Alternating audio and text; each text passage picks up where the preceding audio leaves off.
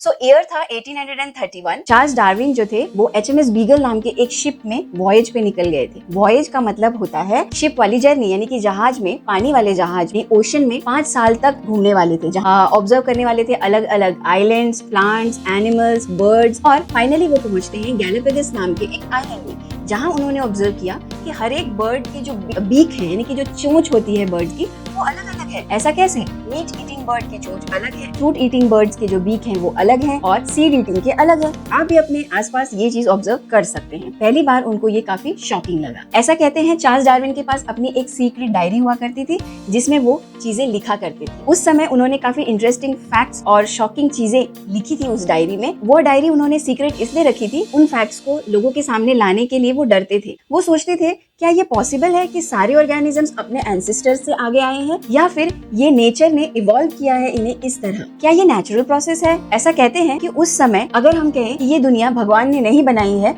ये स्टेटमेंट काफी ज्यादा कंट्रोवर्शियल हो जाता, क्योंकि उससे पहले किसी ने ऐसी थ्योरी में पढ़ाई नहीं की थी, किसी ने ऐसी थ्योरी कही नहीं थी कि नेचर ही खुद को बनाता है, नेचुरल प्रोसेस से ये सारी चीजें अपने आप दुनिया में बनती हैं। क्योंकि आज भी हम कई लोग ऐसा मानते हैं कि ये दुनिया भगवान ने बनाई है, पर साइंस जो है वो कहती है कि ये एक नेचुरल प्रोसेस के तौर पर बनी है, जिसे हम इवोल्यूशन कहते हैं। इवोल्यूशन से चीजें और अच्छी और सही तरीके से बनती जाती है। नेचर का ऐसा रूल है कि जो चीजें यहाँ फिट नहीं है वो सरवाइव नहीं कर पाती। ये डार्विन ने भी अपनी थ्योरी में कहा है। उन्होंने उस आइलैंड में देखा एक टोर्टोइज, यानी कि एक कछुआ जो कि 100 साल का था, और उन्होंने सोचा इस कछुए ने 100 साल का स्पैन देखा है, यानी कि पहले की चीजें नेचर में अलग होंगी और आज 100 साल बाद नेचर पूरी तरह से उसके लिए बदल गया होगा। ये भी बात उनकी डायरी में लिखी हुई मिली थी। ये एक एविडेंस है कि नेचर और हमारा एनवायरनमेंट ही हमें एक स्ट्रक्चर देता है और हमें नेचर के हिसाब से ही ढलना होता है। डार्विन को डर था कि अगर वो सारी बातें सोसाइटी में खुलकर बता देंगे तो उनको कोई विश्वास नहीं करेगा, इसलिए उन्होंने उस सीक्रेट डायरी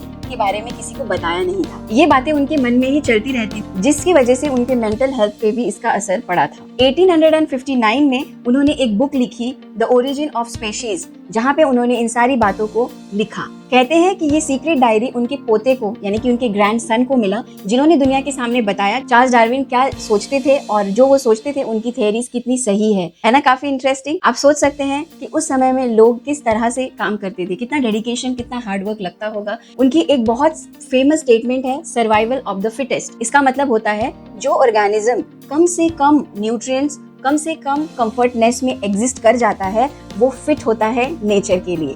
हमारे लिए भी ये कोट एग्जैक्टली लागू होता है। तो इस तरह से हम ग्रेट माइंड्स के मैसेजेस और थॉट्स को अपने लाइफ में भी इम्प्लीमेंट कर सकते हैं। Thank you.